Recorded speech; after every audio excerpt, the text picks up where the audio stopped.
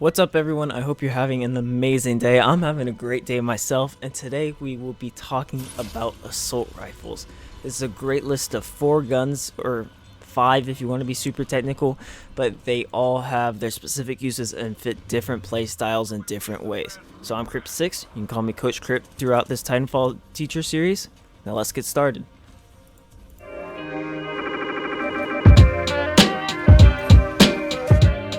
First things first, I do stream every day on Twitch, so make sure you follow me there. The link is in the description below. So join any of our fantastic communities below too to stay up to date with the channel, such as Discord or Twitter to see when I go live and all that, and Instagram just to see all my cool clips. But for this Titanfall teacher series, we are going to assume that the fun guy playing style that we talked about in the last video will be compatible with every gun we talk about, since a play like that would be okay with trying out all these different guns, you know? Okay, so let's get started. First up, we have the R-X01s. X because there's a 101 and a 201. Both of these guns are fully automatic, and I personally prefer the R201, but let's do this in numerical order. The R101 is a great all-around assault rifle. It's great at ranges with its stock scope that zooms in a pretty good amount, and I personally don't like it because it zooms in a little bit too much for me, but I have seen it used super efficiently. The hip fire is pretty good with this gun. Of course, it's not as good as, you know, an SMG or something like that, and the damage is very consistent and the recoil is easy to control. If you're on a controller, aim assist will pretty much do all the recoil control for you, and if you're on PC, you barely have to move your mouse to compensate. At short to medium range, you can full auto this gun consistently, but at long range, I recommend that you tap fire. The tap fire really just gets you to put the damage out there, but you don't have to control the recoil that much, since it is hard to control at long range. The R201 is a statistical copy of the 101. The gun model is of the 201 and the reload animations are slightly different between the two, and that's the main reason I prefer the R201. I like the model and I like the reload animation a little more. But the stats of the guns are actually the same. Some people say the R101 has less view kick, but if it's true, it's very slight, and I personally don't notice it. This gun fits both of these guns fit all play styles. Campers can use this with strategic positioning, and flyers can use this to have an accurate gun or a consistent gun in literally every situation they'll find themselves in. Overall, this gun is powerful and very reliable. It's personally my favorite gun. It's my only Gen 100 gun. I love it. Alright, next on the list is the Hemlock. This is a great burst fire AR, and it's powerful at every range. This AR takes 1 burst to kill somebody if you headshot them, and 2 bursts to the body. But this is assuming that every bullet of your burst hits. The hip fire for this gun is pretty inconsistent. It's a weapon that's meant to be ADS. It's even less consistent than the RX01s or anything like that. So to be accurate with this gun, you need to ADS, and the only reasonable time to hip fire is if you're barrel stuffing somebody. So if they're right up next to you, it's the only reasonable time to hip fire.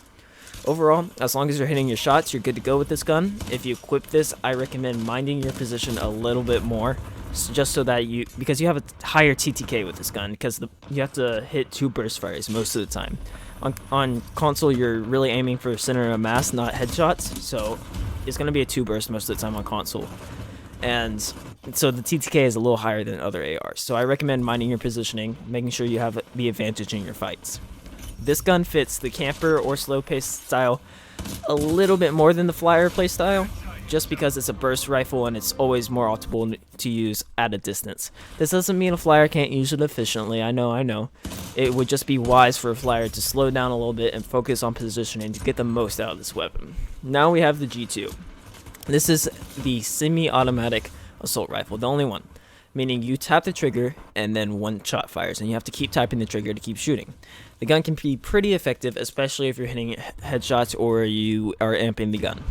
When I tested it out, the TTK felt pretty high to me personally, but I could get used to it pretty quick. I only used it for 1 game, so if I kept using it, I would get used to it very quickly, and it would be no problem. This weapon also has the same hip fire as the Hemlock. It has the same hip fire reticle. So it's a pretty widespread and it's not super consistent. So please ADS to hit your shots. If you don't know what ADSing is, it's aim down sight. I'm going to mention it in almost all of these gun guide videos. Because of this, it is generally better,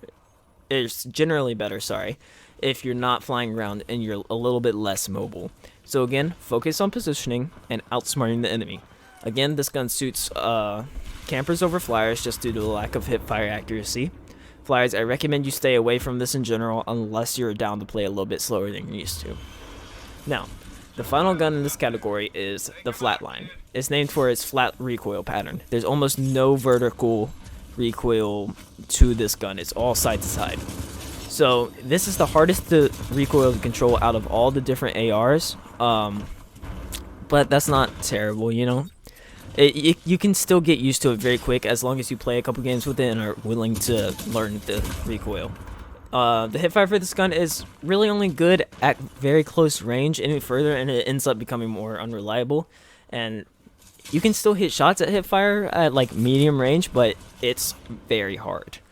The reload takes a little longer on this gun, and it already has good magazine size, so I would say go ahead and take speed loader over extra ammo. It is a fully automatic weapon, but it has the slowest fire rate of the full autos. So positioning is also important for this gun, but not as important as for like the burst fire, the Hemlock, or the single tap G2. But I would say if you're good at flying around with this gun, it can be useful for you too.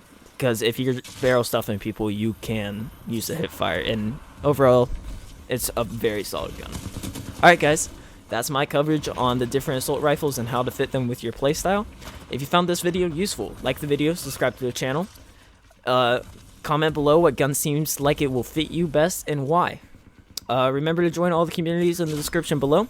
This was Crypt6, or Coach Crypt you can call me, for this Titanfall teacher series. And I'll see you guys on the next one. Alright, peace.